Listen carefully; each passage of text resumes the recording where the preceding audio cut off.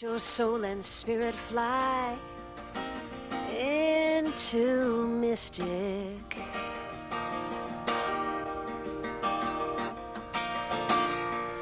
Let your soul and spirit fly into mystic. Into mystic. Into mystic. Into mystic. Good evening and welcome back to Mystic Matters. We are the Greater Mystic Chamber of Commerce, and good evening, Tricia Cunningham. Good evening, Suzette Tebus. Well, you know, this evening we have joining us once again, Erin from Mystic Aquarium. Hi guys. Good evening and welcome back. Thank you. And what is going on at the Mystic Aquarium for the fall? Well, two big things in October. I will start with the Penguin Run Walk on October 13th. It's our biggest fundraiser for penguin conservation. It's a great event. It's a 5K run and a 2-mile walk, very family friendly. And then afterward, you can actually see the penguins race each other. That's fun. In our Foxwoods Marine Theater, and it's just a great family-friendly event. And again, all of the proceeds benefit our African penguin conservation efforts. They are an endangered species. Yes, they are. Their population has declined over 60% since 2001, so they need our help. So I encourage everyone to come down. 60%. Wow. Yeah, in just That's 11 dramatic. years. So it's a very drastic decline. So come on down. You can register right on our website, mysticaquarium.org. Again, that's October 13th.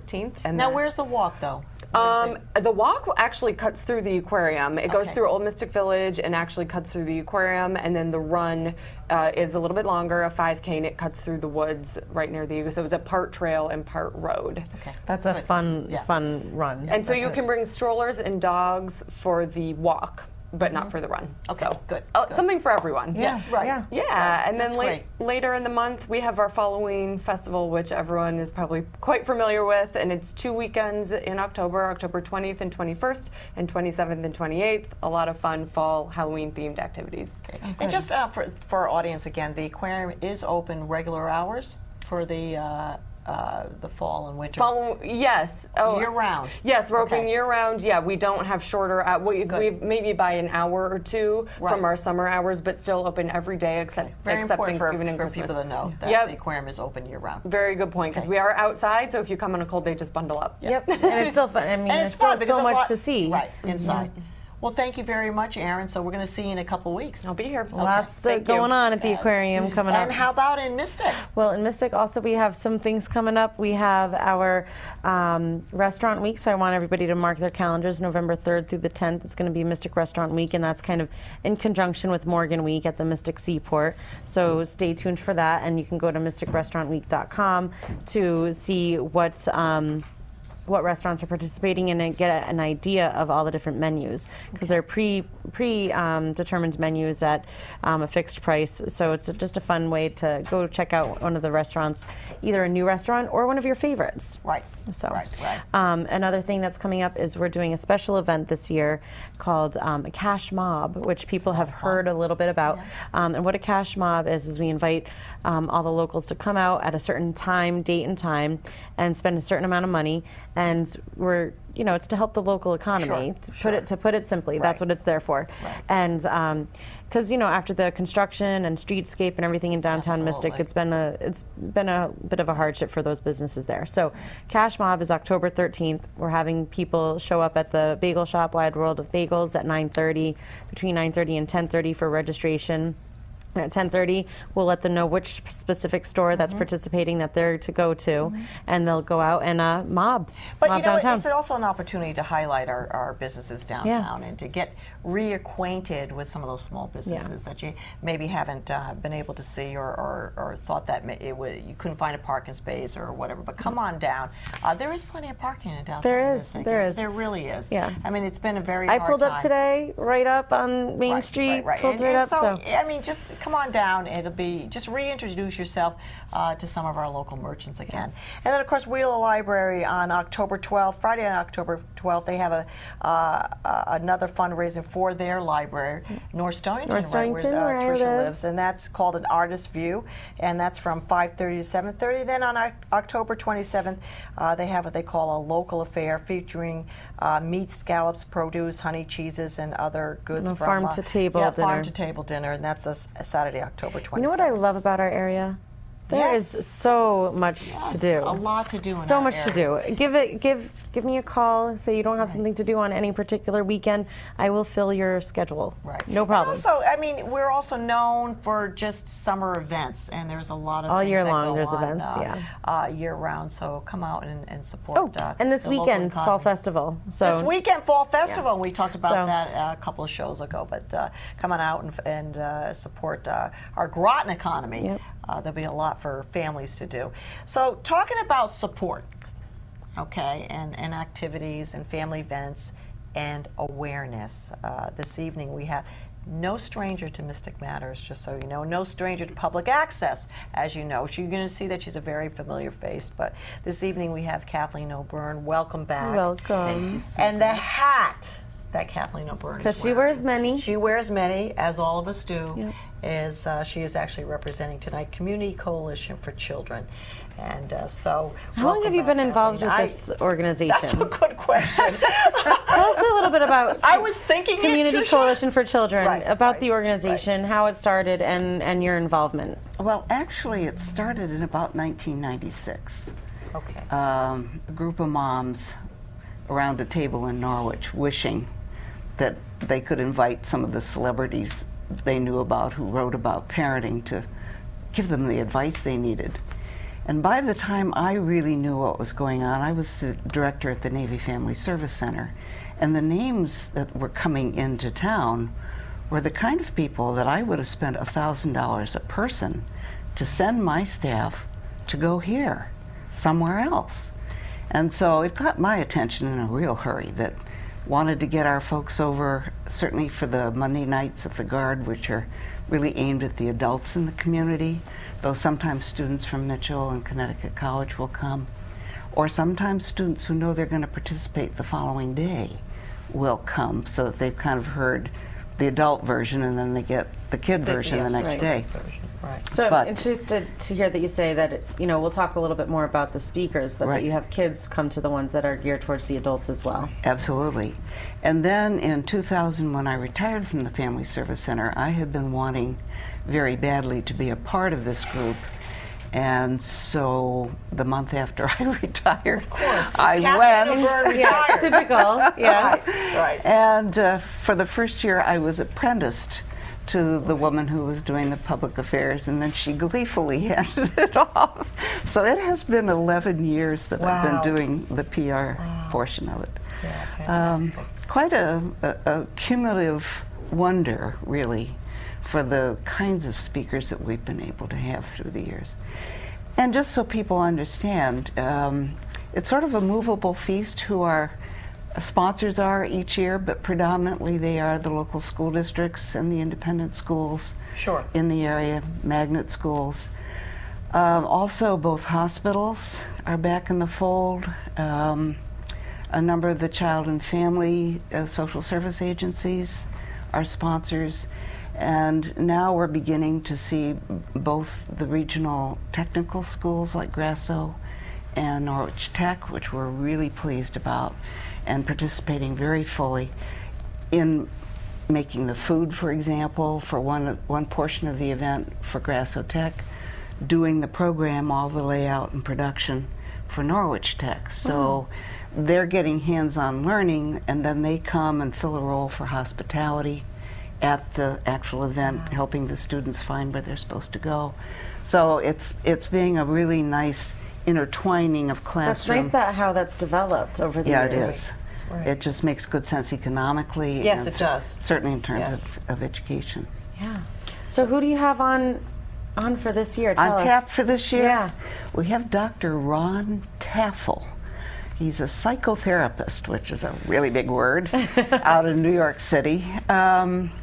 Really predominantly has two sides of his self, I guess you would say. He does a lot of training of social workers and educators, much sought after, so we're very fortunate to have him. And then he continues his practice, his private practice for children and family units. And he has children of his own, which is always important to us because that Well, just, sure. it means he's living what he's preaching. Right, right. Oh, absolutely, yes. So we're very pleased to have him, and we had some discussion in what to call the event.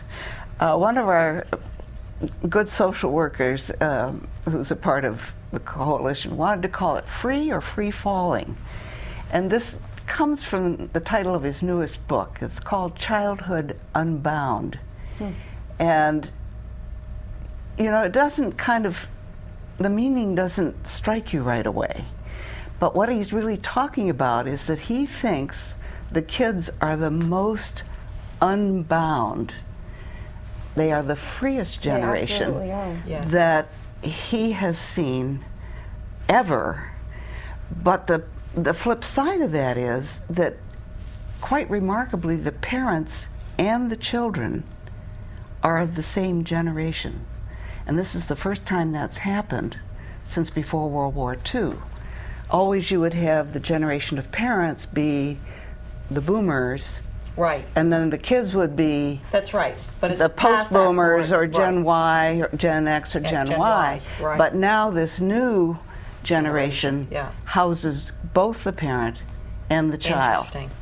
Though sometimes the teachers and other adults that work with the kids are of a prior generation. But he kind of says, you know, in a way, you would think this was made in heaven, that therefore they would Understand. intuitively understand each other. But because part of the characteristics are to be very independent and very tied to electronic devices, Yeah. and The technology and the whole, yes. yes, kind of off in their own little world, you've got people living in the same household who don't communicate Well, they're not in a any family. significant way. Yeah, it's not a Not a really family in the traditional sense Right, of the word, right, for sure. Right. Well, I haven't, and I spoke to you a little bit before the show started. So we have Ron Taffel on Monday evening, October 22nd, at 7 p.m. at the Guard Right. Art Center. But the tagline, which was spun a little bit of a conversation, was childhood unbound. Balancing love and authority in the 21st century parenting, Which is very interesting. Very Because interesting. a lot of and I times like you find parents right. want to be their kids' friends and Right. things like that. So how do you manage? And that's not the way it should be. And That's how do you soggy manage? ground. You know, Right. And how do you manage that? How do you manage giving love and direction at the same time? But interesting that you say that, Tricia, because there really isn't that book or that rule book when you become a parent. It's sort of like hit or miss for most people, and I think with this. He's actually going to be speaking that night, right? So Monday evening, I think there's a lot to be learned from I think just his experiences and the people that he has interviewed and of course walked the walk as well. Well, one of his points is that parents, and I would add all other adults who are in kids' lives, have a really important role to play. And the kids, sensing a lack of that, pretend to be cool about it, but they're actually very anxious. They want the advice. They want the sense of what he calls the envelope. Even though they know that that envelope doesn't physically surround them wherever they happen to go, it does surround them emotionally. If parents, starting very early, give that sense of what the values are, they begin by listening intently to the kids. You've often heard it said that you have 2 ears and 1 mouth, Right. because that ought to be the proportion of listening and handing out advice that you have to do. He also makes it a point of saying that kids push against, and today's kids push in a way that most teachers most parents have never experienced. The foul mouth, the sudden flare-up of anger. I mean, it's just from 0 to, Mach whatever. That parents need to help kids know how to ratchet their responses down. Part of it is that we're not helping our kids when they're little understand how to settle themselves, because they've got these stimuli everywhere. If it isn't television, it's games being played, not the sit down and play Parcheesi, but this constant inflow. And kids, we think their brains are actually changing as a result of this bombardment. Well, because Right. they see the It would have parents to with, working at home and with the computers and everything like that. So they see, they're also practicing what they're seeing as well. Absolutely, Tricia. Right. So helping kids learn how they can settle themselves, and you see, here's the irony, because the parents are of the same generation and perhaps have not learned themselves how you settle yourself. And so this is where somebody like Ron Taffel is a pretty important factor in that learning curve. As you said, there's no book. There is no book. So how do you There learn? is no book, right. And part of how you learn is by going to free Here's your information opportunity. evenings like this. Right, and I Come just and want to learn. I want to mention that evening there is no registration necessary, and walk-ins are welcome. Absolutely. So, and I want to mention that night again, Monday evening, October 22nd, 7 p.m. at the Gard Art Center, because I'm just.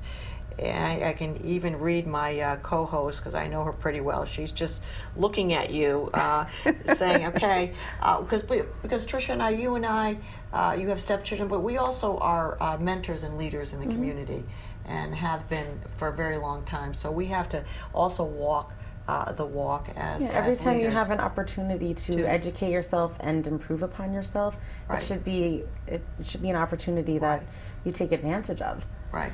But listening to you, Kathleen, this evening, that's some dangerous territory that we're talking about, and we're sort of immersing ourselves in, because I don't want that sort of generation gap.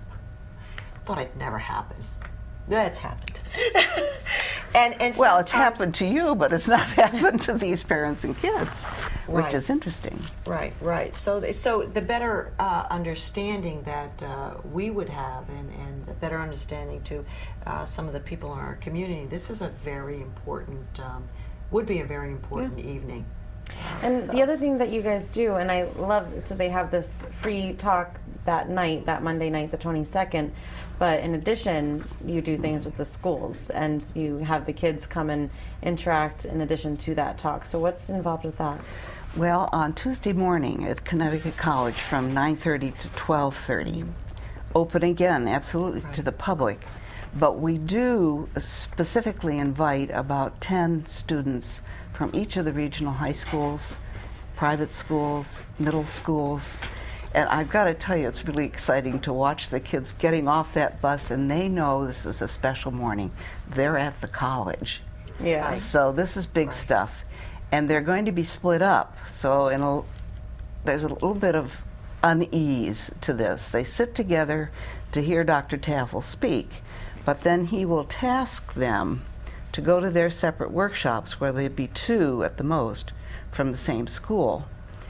And they then have a task that he's prepared for them. They work on that with area guidance counselors and social workers who have been trained to lead discussions like this. Again, as you say, dangerous ground sometimes. Because sometimes the kids are being heard for the very first time. And so they divulge things that are pretty critical, and we want to be able to follow up on that.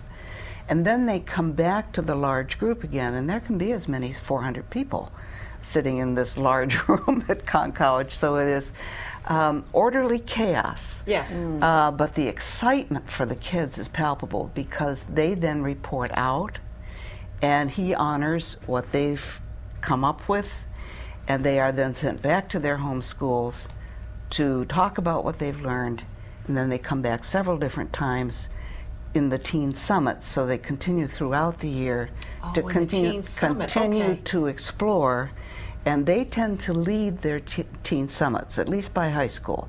Middle school has a little bit more educator structure Right. to it, but they are learning how to take on discussions that have great importance for them and how to keep taking it to the larger group in their school, bringing it back to the small group that's multi-school, and going out again. And it's a very powerful dynamic. That's great.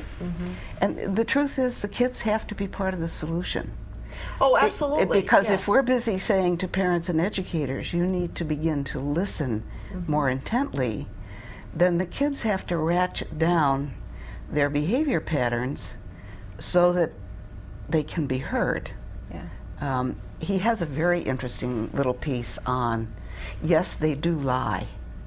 And, you know, you come upon this and you think, oh, well, that's laying it right on the table. Yeah. Sure, yes. But he then goes through 6 different kinds of liars. And he's very clear about what each of these models is. And he said, now your child or the kid in your classroom will use at least one of these modalities, and maybe 2. And so you have to be looking for certain behaviors, and they range from kind of looking down when they're responding to a very bold stare. And he said, and then the role for you is to begin to think, I think we're on a quagmire here. So you ask for more information. And the more information you ask for, the more ill at ease they are because they're making this up as they're going along. Right. And And you they've can almost forgotten say- what they just told you Right. because they've told another story somewhere else. Right. And so before long, it all unravels.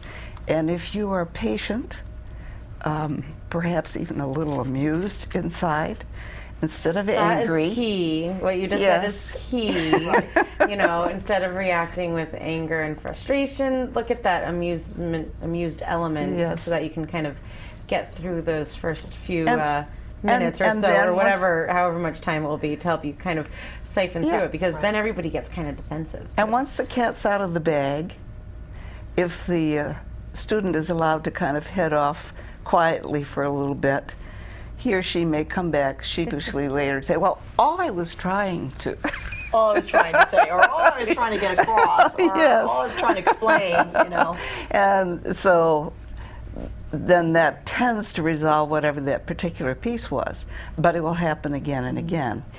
And in his book, one of the things that just amused me, we've talked about this before, that for a long time we've known that kids' brains develop slowly. And Yes. interestingly enough, with all this stimulation, there's one pocket in their brain that seems to be even slower now. And that's called the frontal lobe. And that's the area that has reason and emotion tied together. What an exciting concept. Wow. And yeah, and you know, we used to think it was about age 18 or 19 that finally fell into place. So, you know, they were pretty much leaving high school. They now think it's closer to age 25. I'd agree with that. I would too. So if you have a young worker in your workplace Yeah. and you've come across some some mistake of some sort and say, well, but how could you make that mistake? They really do not think, if I do this, this consequence will follow. It's just not in place yet. And so it's not necessarily a negative intention. Right. It just is. It just is. Yeah. You know, this is such a critical time for parenting, and so many avenues of information and different information coming from all over the place. The school, the parents, the girlfriends, the friends.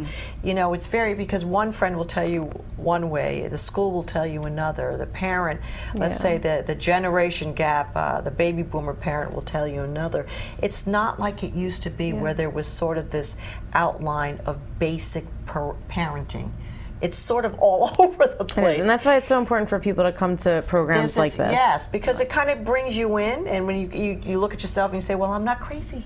Yeah. You know, and my kids aren't crazy. And there's, well, I think from all of this, so Kathleen, what I think you've given the audience, and certainly something for even Tricia and I, is hope. Yeah. Well, I've done that. Well, I think so, because I mean, I think that's what all of us have to rely on, because these aren't cases of no hope. There is hope. Well, okay? and there's nothing more important than our bottom children. line. Than our children. That's right. And I think that's what I always get out of Yeah. when Kathleen comes to visit us, is of course another new speaker or another new event, but I always get that little bit of just hope for our children of the generation. What is this generation called? It's not X, Y, or baby No, boomers. I think they're it's the resisting same, giving it a name, right, actually. Right, but it'll come out. Yes, it will. It'll come out. I mean, basically, it's that same generation, and so let's just get that out there again. We have Childhood Unbound, Ron Taffel, on Monday evening, October 22nd, 7 p.m. at the Guards Arts Center, and of course, Intergenerational Workshop, Tuesday, October 23rd. Stories of Success You Can Be One. From 9:30 a.m. to 12:30 p.m. at the Williams Center, Connecticut College. Kathleen O'Byrne, it's just a pleasure having you on. Tricia and I always look forward always a to good it. show. And you give us such wonderful Well, information. thank you for having us. Thank you for being such a good friend to the community as well. Thank you. And Tricia Cunningham, it's always a pleasure being with you. You know, I Likewise. see you every week, and we do enjoy what we do on Mystic Matters. So continue to send us all your information. We promise to get that information out. We are Mystic Matters. Good evening. Your soul and spirit fly into mystic.